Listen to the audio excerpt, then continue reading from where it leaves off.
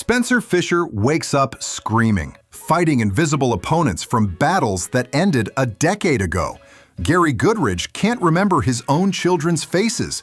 Tony Ferguson went from a 12-fight win streak to 7 straight losses, and it's not because he forgot how to fight. Every fighter who steps into that cage is gambling with something far more valuable than a win record. By the end of this video, you'll learn the real truth about what fighters actually sacrifice, and why some of them say it was never worth it. The body breaking down, a war that never ends. Fighters don't age like normal people.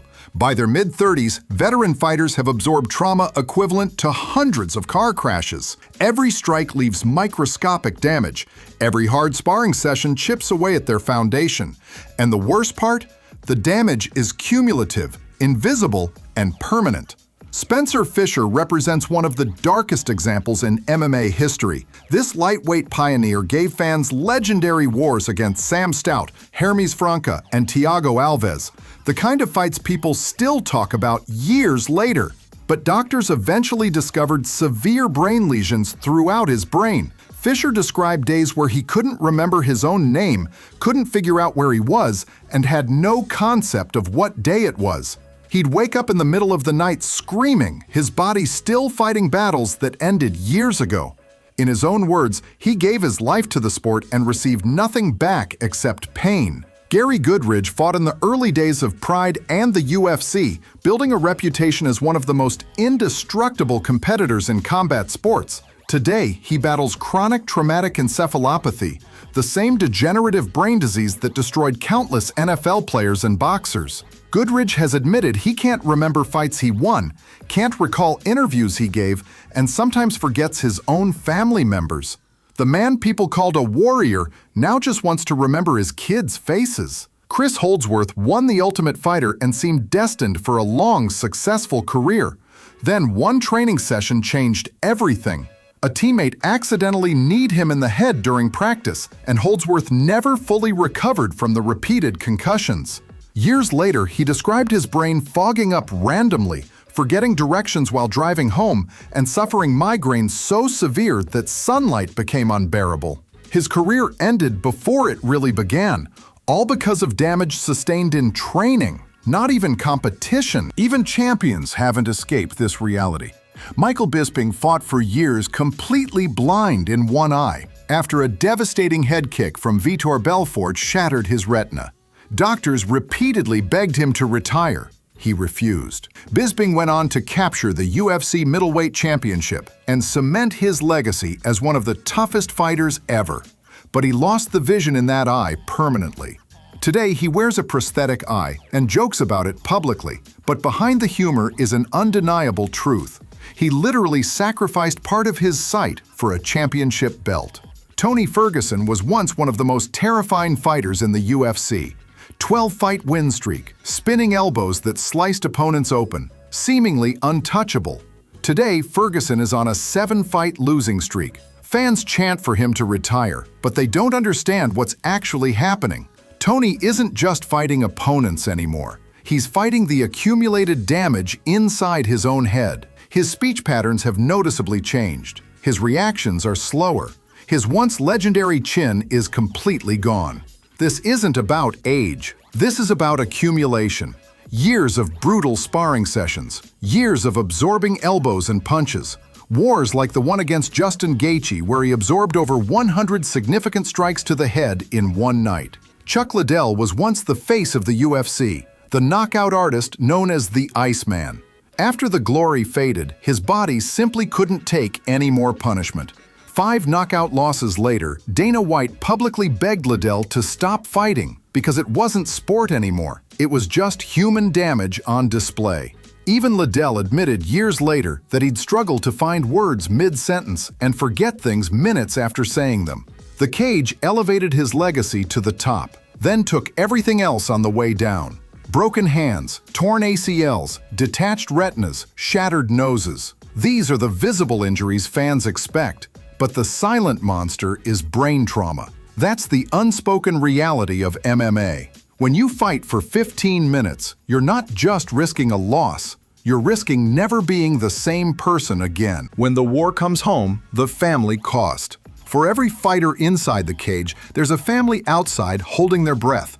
The spouse, the children, the parents. They're part of the sacrifice too. They endure the weight cuts, the concussions, the surgeries, the depression, and the constant fear that one day their fighter won't come home the same person who left. Spencer Fisher's wife Emily described living with him after retirement as living with a ghost. He'd forget where he placed objects, zone out mid-conversation, or become inexplicably angry without provocation.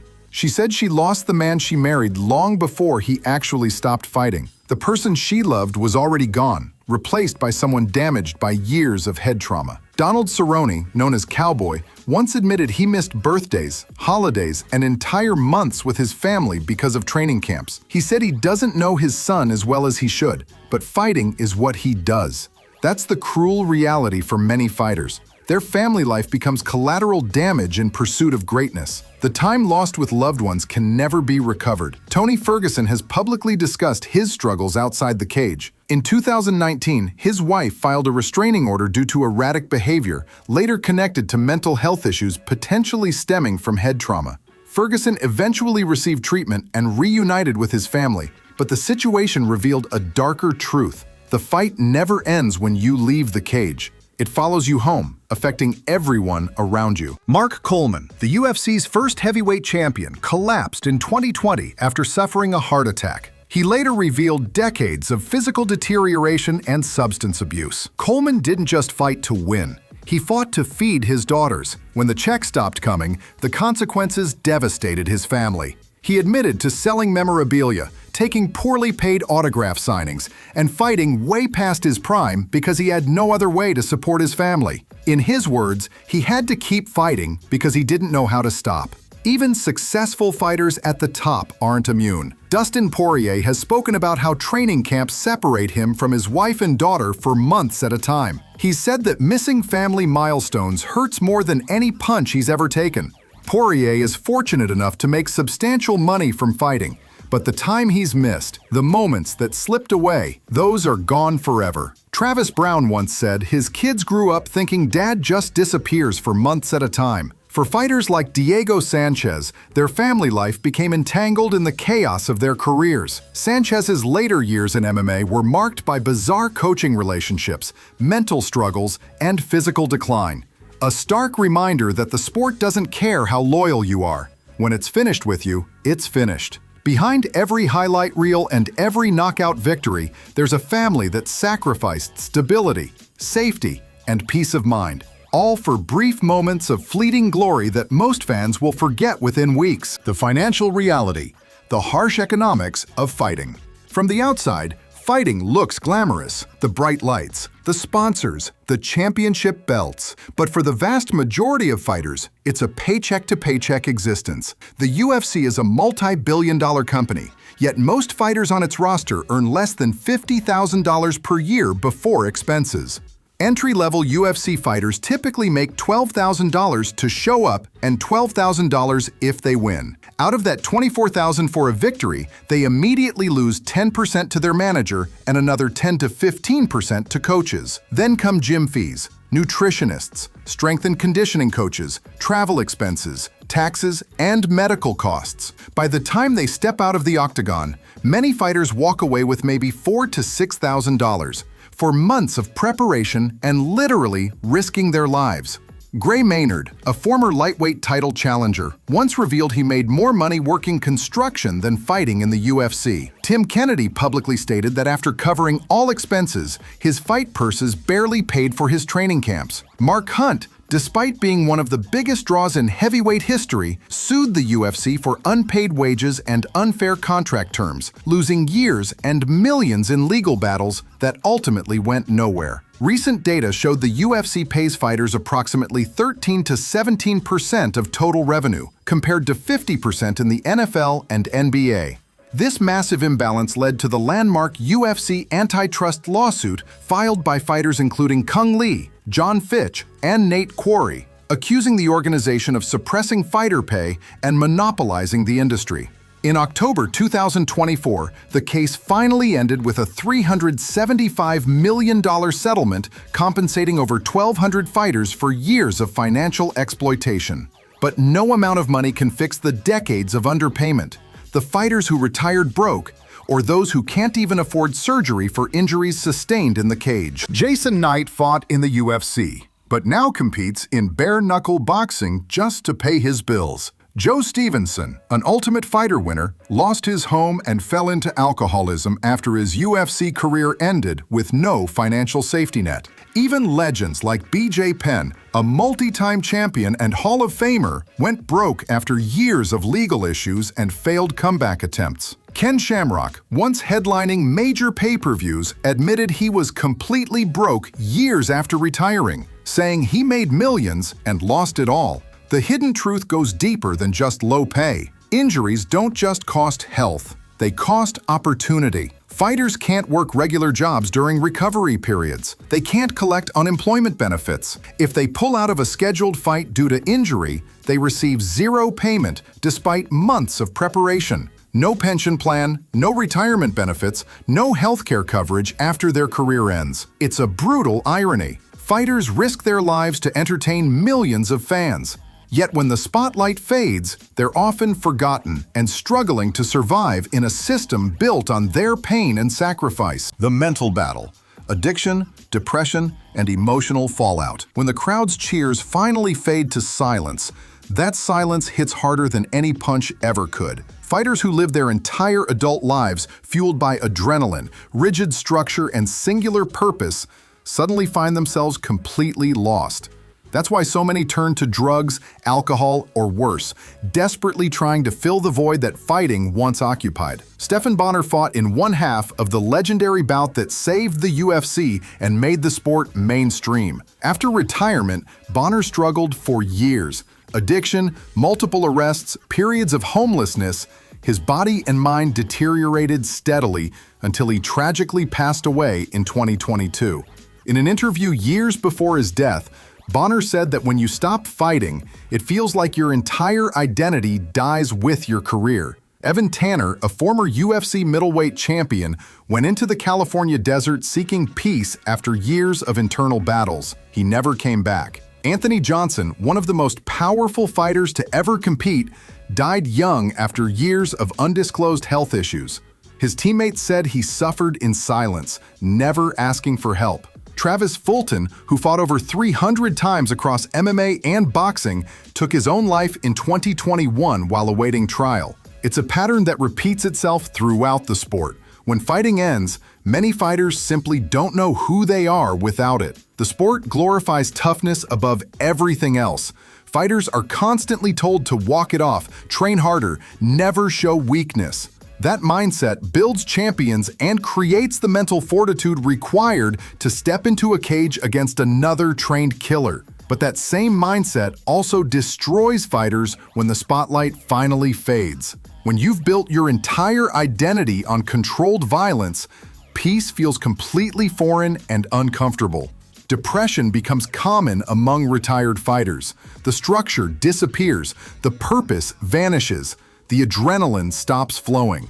What's left is often just damage, pain, and memories of who they used to be. Some fighters struggle with the transition for years.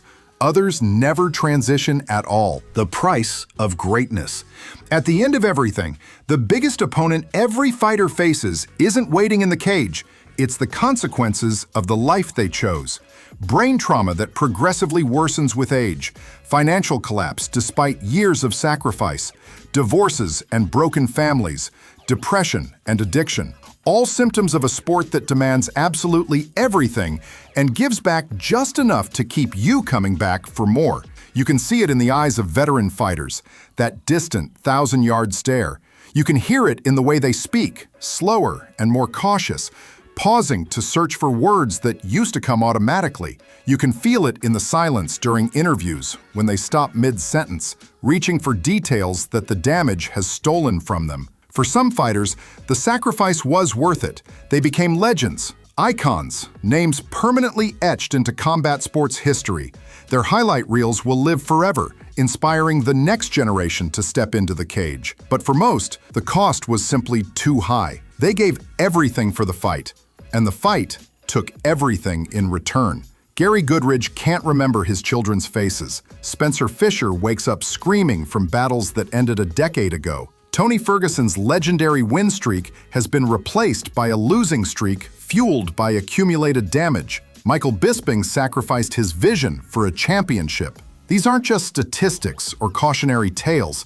These are real people who paid the ultimate price for our entertainment. In this sport, pain is currency. Success is measured in damage absorbed and dealt. And every single fighter, regardless of their skill level or accomplishments, eventually has to pay the price. Some pay it in installments over decades, others pay it all at once, but everyone pays. If this deep dive into the hidden costs of fighting opened your eyes to what fighters really sacrifice, smash that like button and hit subscribe, because episode 3 is going to expose weight cuts, the dark science of weight cutting. The dangerous process that hospitalizes fighters, destroys their bodies, and sometimes even kills them, all in pursuit of a competitive advantage. Drop a comment below and let me know what you found most shocking about this video. Was it the brain damage stories, the financial exploitation, or the mental health struggles that so many fighters face after retirement? I'll see you in the next episode.